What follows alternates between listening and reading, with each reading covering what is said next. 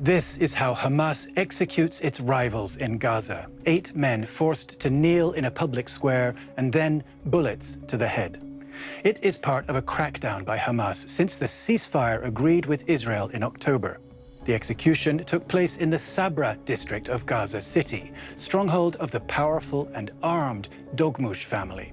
It was a show of force against the clan and other armed groups who continue to contest Hamas's authority in the Gaza Strip. Local sources say most of the 8 men were members of the Dogmush clan, while at least one was a senior figure in a different group with ties to Israel.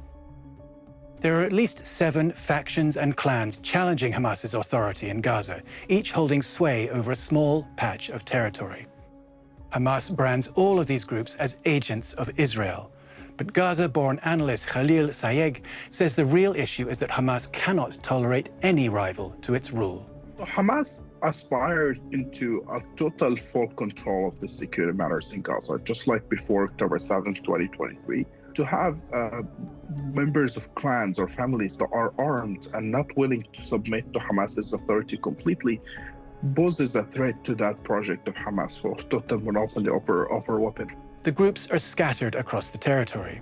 The Dogmush clan is based in Gaza City. Other clans and militias in northern Gaza, and in the south in the cities of Khan Younis and Rafah.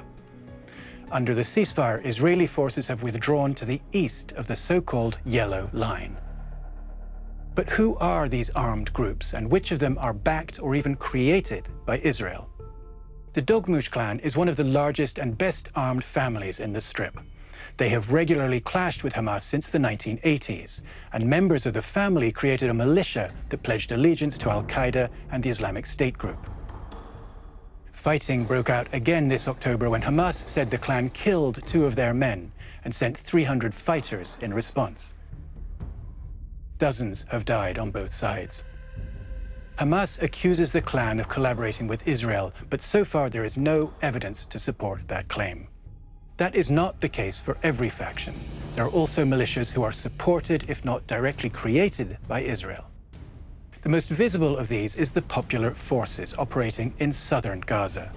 The group is led by Yasser Abu Shabab, a former drug trafficker who spent years in Hamas prisons before war broke out in October 2023.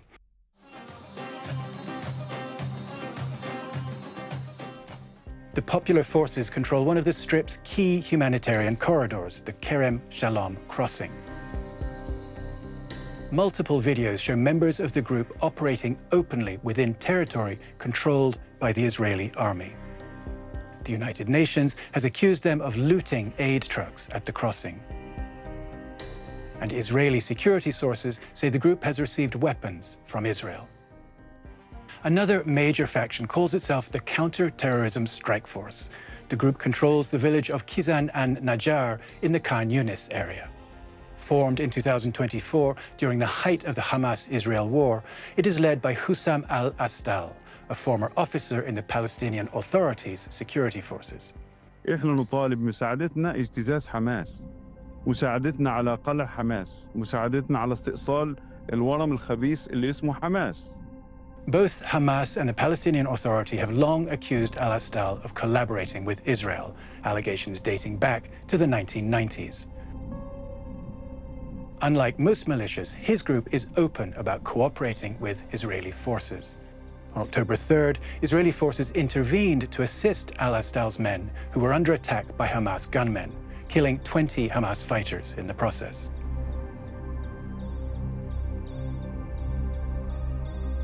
In northern Gaza, another faction, the People's Army Northern Forces, claims control over Jabalia and Beit Hanun. The group was formed just weeks before the ceasefire and is led by Ashraf al-Mansi. Several videos document cooperation between al-Mansi's men and Israeli forces. Armed groups that are backed by Israel are beyond the Yellow Line and they're full Israeli protection. Hamas cannot access that areas and attack them. There are at least 3 other armed groups now fighting Hamas: the Shujaa Popular Defense Forces in Gaza City, the Kanidak clan in the south, and the Abu Werda clan in the port of Gaza. So far, the armed groups in Gaza have not mustered significant support to rival Hamas. these gangs are capable to mobilize within their tribe, within their clan, and then within their groups generally. But there are few people who are joining these groups. I don't think anyone likes them because they're backed by Israel and therefore they don't have much future. Israeli Prime Minister Benjamin Netanyahu has acknowledged what he calls the activation of certain groups in Gaza. But analysts say the strategy will not promote security in the long term. The tragic of it all is that the Israeli government and the international community had the whole 2 years to build a legitimate Palestinian alternative to Hamas. And unfortunately, Benjamin Netanyahu has rejected every attempt to do that. That's why we are stuck where we are right now.